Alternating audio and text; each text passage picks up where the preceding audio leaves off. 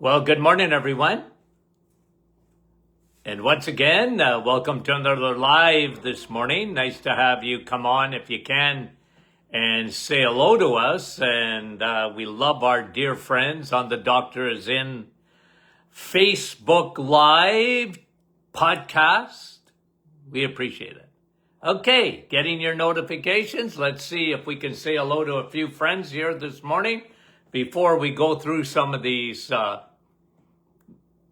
news behind the news, health news, of course. Janice, Brampton, how are you? And Lorraine from British Columbia, bright and early. Lisa, how you doing? Kevin from sunny Oshawa. Judy from New Brunswick, good morning to you. Marlene, how are you? Lynn from Aurora, thanks for coming on. Cheryl, West Virginia. Bonnie, Little Britain. And Sandy in Chilliwack, British Columbia. Brahim from Portland, Oregon. Nellie, how are you this morning? And Sandy from Fergus Falls, Minnesota. And Natalie, how are you? Janine. No, Madge. Sorry. How are you? Nativity. Good morning to you. Sylvia. And Diane from LaSalle. Good morning. Gail from Mount Pearl, Newfoundland. Mary, Cape Breton. Marla, how are you? Cecilia. Shediak, Nouveau-Brunswick. Dennis, Norwich. Jocelyn, how are you? From Sturgeon Falls, Ontario. Anne, in Lively. Annie. Linda. Oh, we love those Lindas from St. Jude, Quebec. Rosa Linda from Niagara Falls. Natalie, Judy from Port Perry.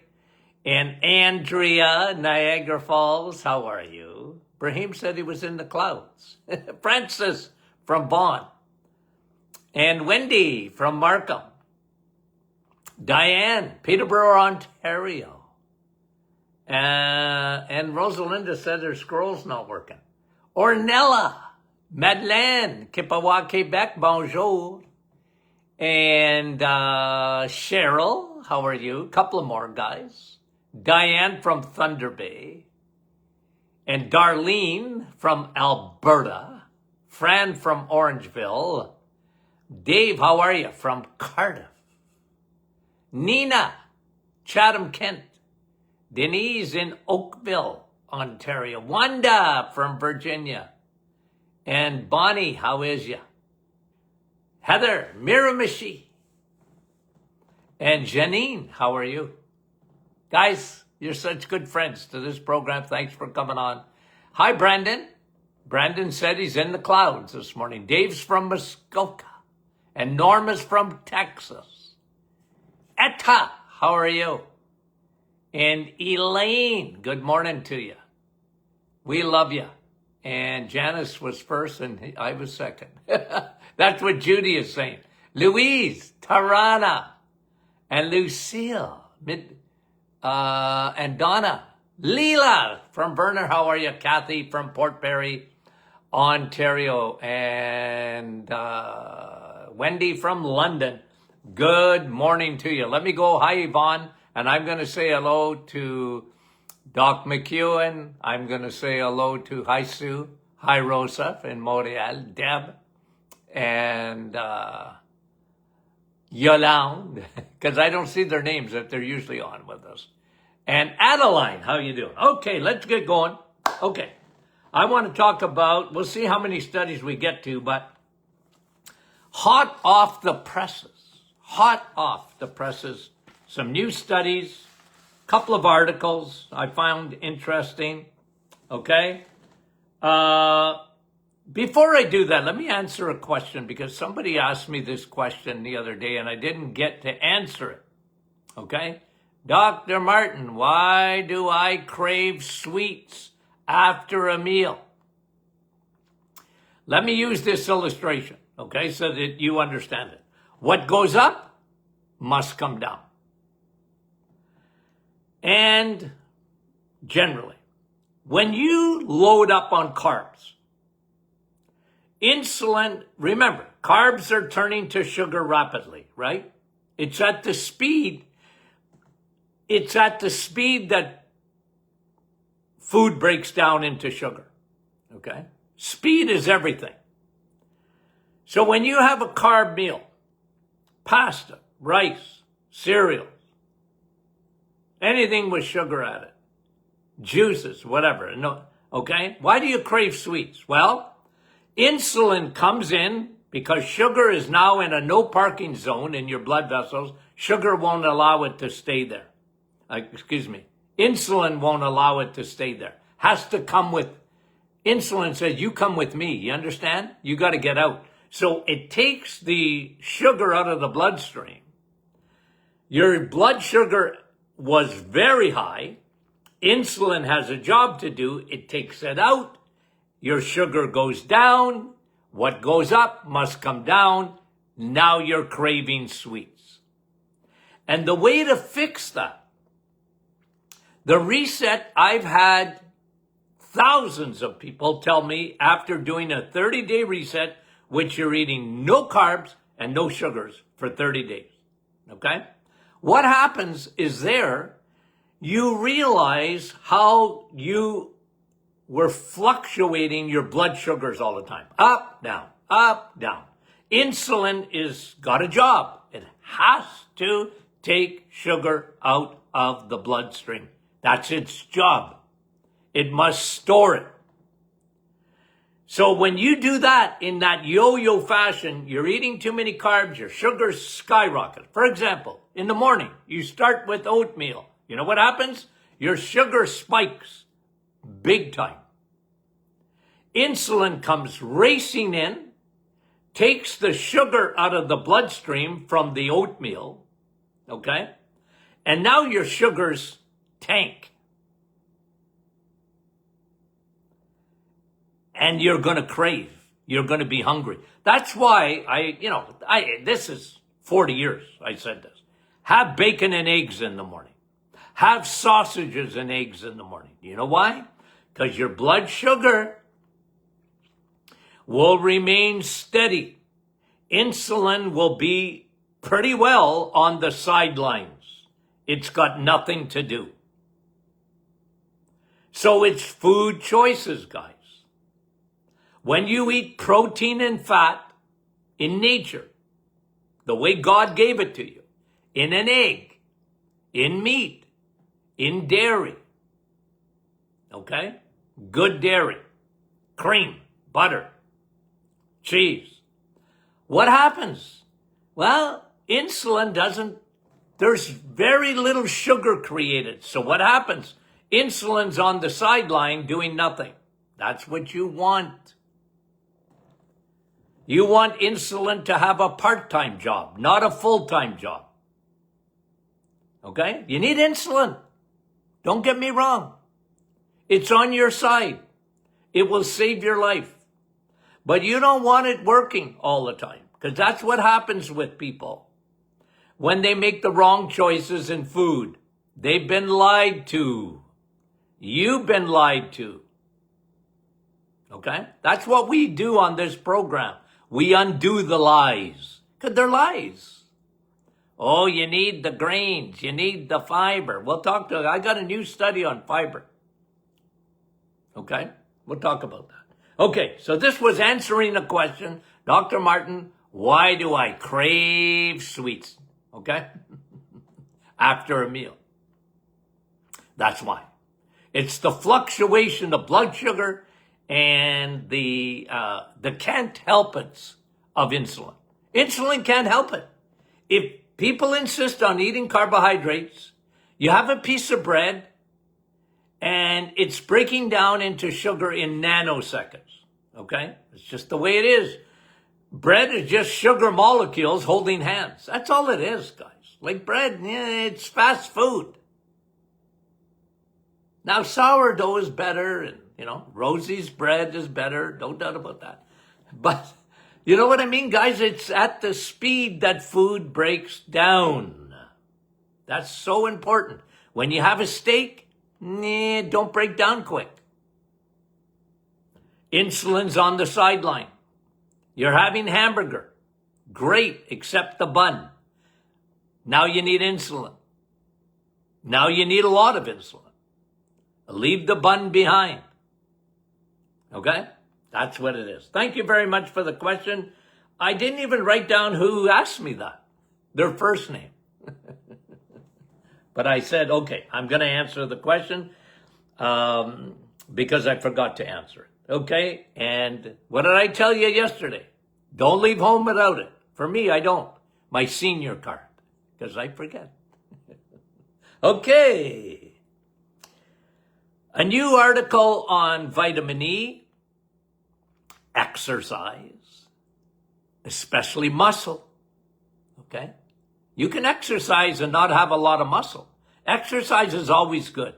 But you know, on this program, we always talk about building strength, build muscle. Because, and this article is saying it, okay? Vitamin E, okay, exercise, not just movement. It's building an endocrine. I like this. It says this here, okay? It's building an endocrine. Those are hormones. Powerhouse. Muscle is an endocrine powerhouse, okay? Now this study went on to say, it's a full body communication system. Your muscles communicate with your brain, okay? They actually help regenerate the brain. So when you do leg day, remember, that's brain day too. Because there's a huge connection. Talks to your brain. Talks to your fat molecules. Okay? Stronger, sharper, healthier. Muscle. Okay? And I always use the example of, you ever seen a sumo wrestler? Okay? The Japanese sumo wrestlers? They have, okay, now they're, people that, how can they even move? They're so big. But when they analyze a sumo wrestler, you know what they have? They have so much muscle. They're so strong that they don't have diabetes. How do you like that? You look at them and go, my word, they're out of shape. No, they're not. Well, I don't think they can run a mile. Maybe they can. All I know is when they analyze them, okay, because they have so much muscle, and muscle means storage space for carbohydrates, for sugars. They have a lot of storage space. But a lot of people that are obese, for example, they have sarcopenia. They don't have enough muscle. That is a double whammo for people. When you are bigger and no muscle. A lot of people are big, but they have very little muscle. And you can be very tiny and have no muscle. And you know what? You're no better off. Oh, doc, I'm skinny. Yeah, but you could be skinny fat because you're sarcopenic. You have no muscle. And when you have no muscle, everything is in trouble, including your brain. There's a real connection that they're showing between muscle and brain. A real connection. Okay? And like I said, you can be skinny as a rake and be very unhealthy. Because you can have visceral fat around your organs and you wouldn't even know it. And you have no muscle. So the more we study muscle, the better we like it. Okay? The better we like it. And you could be my age and gain strength. It's not too late. Get started. Get cracking. Oh no, that's for eggs. Well, eggs will help your muscle. Okay. Thank you for that. Oh, wait a minute. That was a study. Okay, let me see. I got that. Let me knock that one off. Aggressive use of another thing on the negativity of antibiotic. Where have you heard that before? On this program. Now, I always put a little asterisk here. Okay, for those new listening, I'm not, here's the Martin Clinic, here's the doctor is in. Antibiotics have saved millions and millions of people's lives. Okay, so I'm not against them. I'm against the overuse of them. And the studies are incredible. Okay, incredible. When they've honestly looked, you have to understand, I've been around since the 70s. And boy, if you talked against antibiotics in the 70s, I mean, they would run you out of town.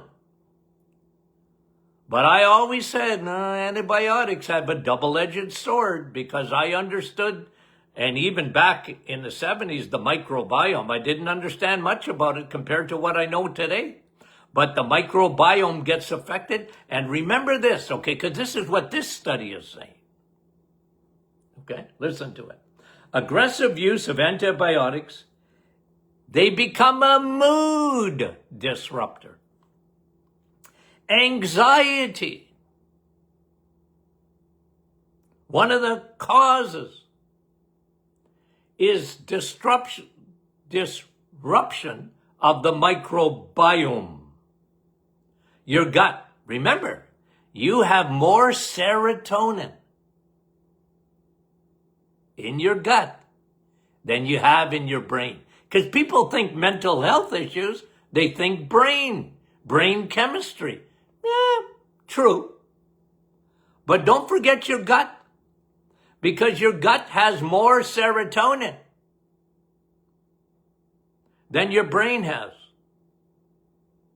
And they give you SSRIs to uptake the serotonin. But you have more serotonin in your gut, and thus the antibiotic, it wipes out all your friendly bacteria. It gives you a condition of dysbiosis. And that creates the invasion of the third army, yeast or fungus. You understand? And that disrupts your serotonin. Who knew that antibiotics, the double-edged sword, right? Hey, they're just finally getting at this stuff. Aggressive use of antibiotics disrupts the microbiome, can be a major factor in mood disruption, anxiety creation, leaky gut, leaky brain. Okay? Where have you heard that before? Okay. Anyway. Here's another one. Vitamin D and B12 status in vegetarians. Okay? And vegans. It ain't good, guys. It ain't pretty.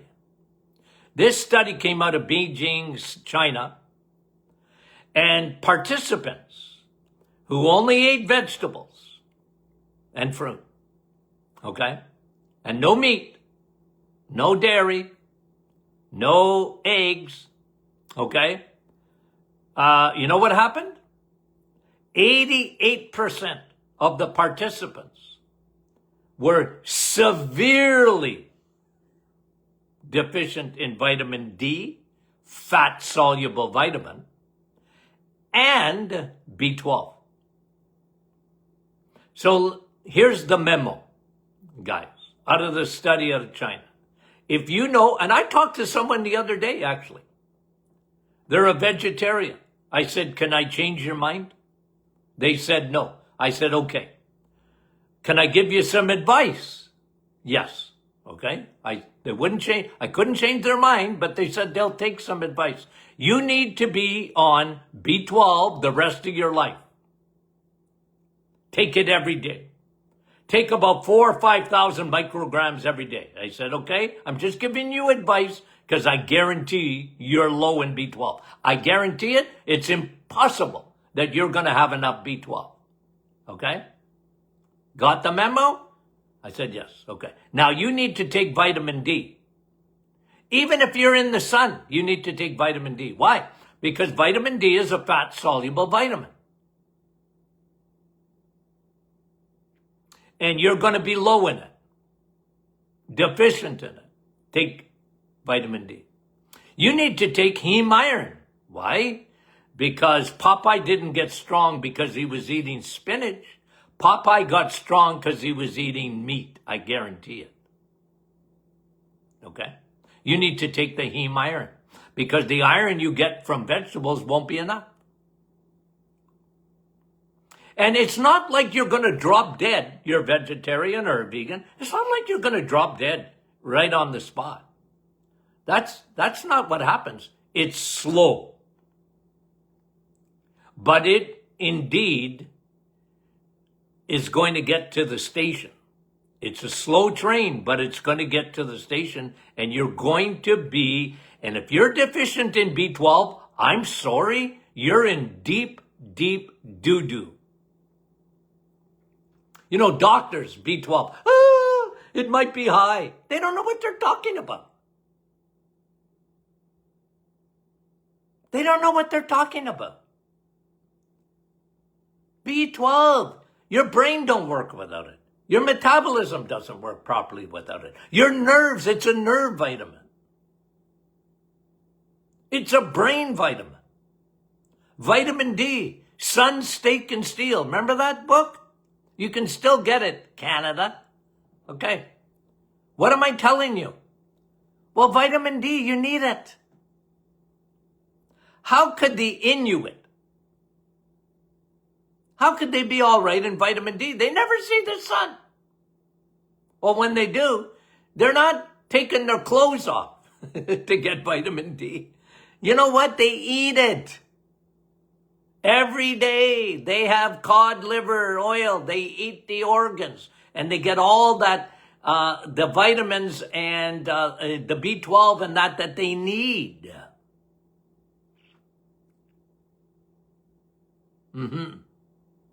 Okay. Number 4. PPIs. Black box warning. Okay. You know what PPIs are? Proton pump inhibitors. Okay? Look,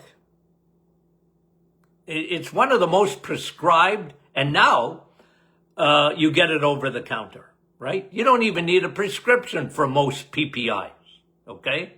Like the purple pill, Nexium, or Prilosec, or you name the, you name the medication you can get over the counter. They're proton pump inhibitors, right? They stop acidity. And when you got acidity, oh, that's no fun. You got heartburn. Oh, terrible. And you take a pill, but you're not fixing the problem. But it's not even that. You're not fixing the problem, but it's worse than that. Here's a new study on PPIs.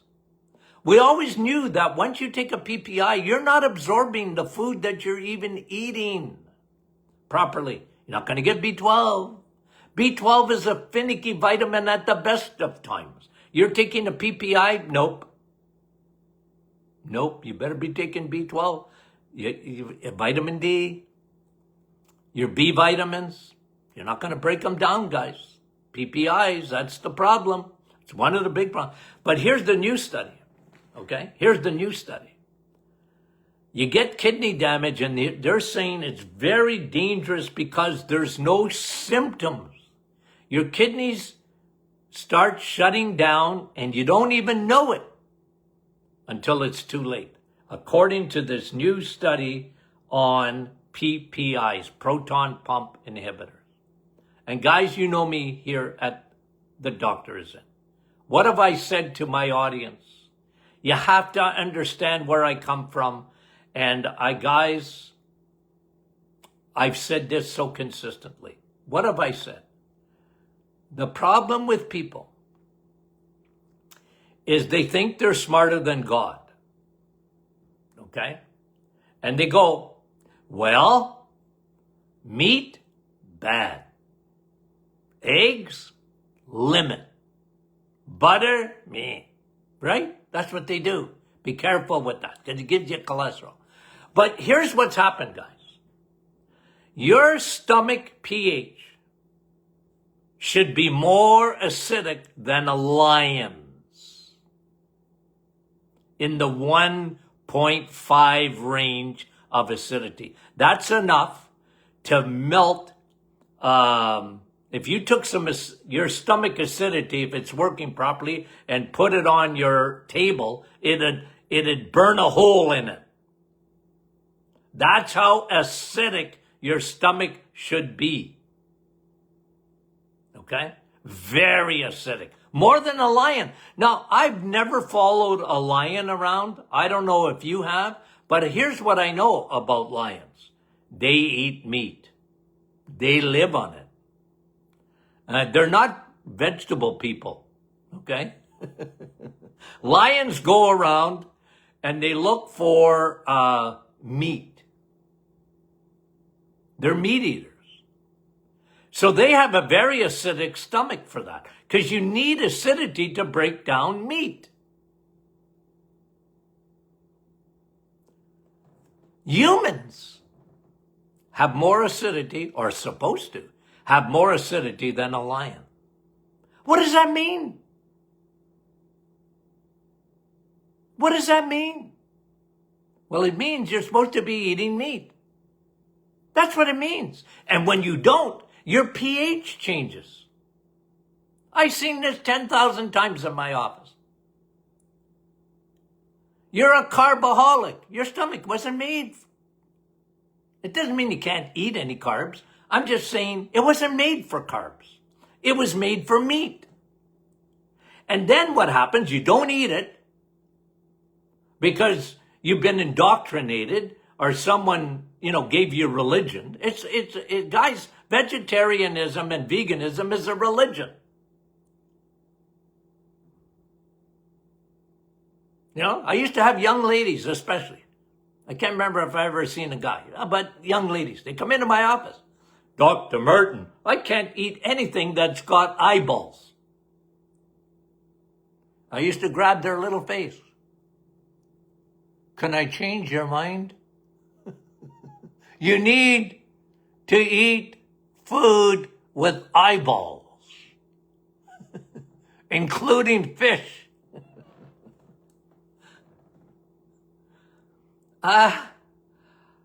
I'm sorry. It's the way your body was designed. And I always use this proof in the pudding. Okay? Salad, Dr. Martin. Salad. Okay? I heard that a million times. A salad. I love my salad. I said, yeah, okay. But a cow eats salad. And it has 4 stomachs. It's called rumination. Over and over and over and over, they regurgitate their salad, their grass. They got 4 stomachs. You don't have 4 stomachs. You have 1. And that is a huge problem today in our society because people have bought it that you're not supposed to eat meat or limit your meat and this kind of thing. And what they find out is they get acid because their body's saying, well, the pH in the stomach has gone up. It should be going down. It's gone up. It becomes more alkaline. And now your body says, oh, well, I better produce more acid. So what does it do? The proton pumps, they secrete acid, lots of it. And then it goes past your in the valve, goes up your esophagus, and you go, ugh, I got heartburn. Isn't it amazing? When people cut out sugar and they start to eat the diet that they're supposed to eat, what happens in the body?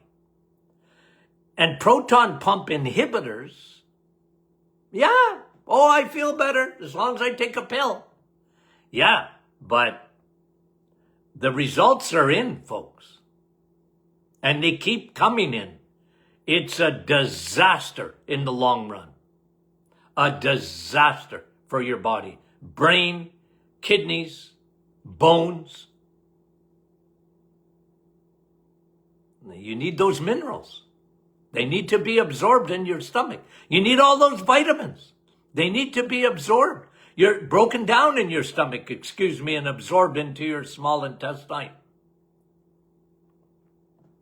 Anyway.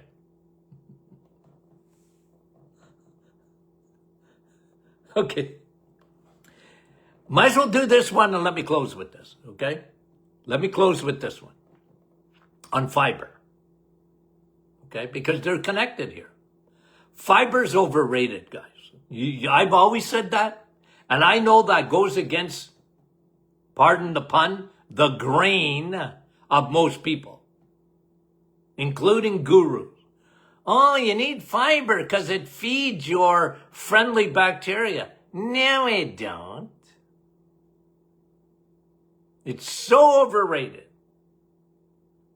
Because when you have fiber, your body doesn't put it doesn't get absorbed in the small intestine. It actually blocks a lot of that absorption of your vitamins and minerals in your small intestine. It's way overrated. Oh, so Dr. Martin, I won a prize. Oh, what was your prize? Well, I had the biggest stool. Oh, I didn't know there was a prize for that. Yeah, I won. I got the biggest stool. What does that do? What does that do? It blocks absorption. You know how many, I'll tell you how many thousands of people that had ulcerative colitis, that had diverticulosis or diverticulitis and IBS. And you know what I did? You're going on the reset and I don't want to hear you talk about it. Don't argue with me. Trust me for 30 days. Get off all the fiber you're eating. Well, Dr. Martin, I won't be able to go to the bathroom. That's the point. We're going to slow that down. You drink coffee and water, and trust me, and get off all that fiber and watch how much better your diverticulosis gets. And watch how better your IBS gets. And watch how much better your ulcerative colitis gets. You're irritating your bowel.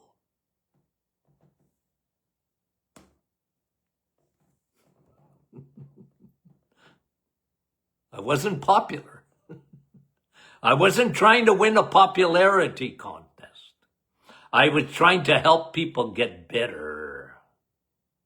Anyway. Okay. You know what tomorrow is? It's Q&A.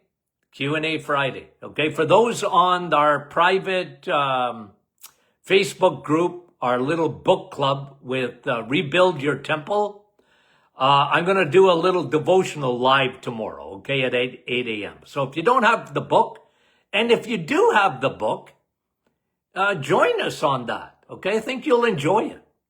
And tomorrow is Q&A, so send your questions in. It's not too late. info@martinclinic.com. info@martinclinic.com. Okay, guys, we love you dearly, sincerely, and every other way. You know that. We love our audience. Thank you for being so faithful. We appreciate it. Tell your friends. Tell your friends. Okay. Love you.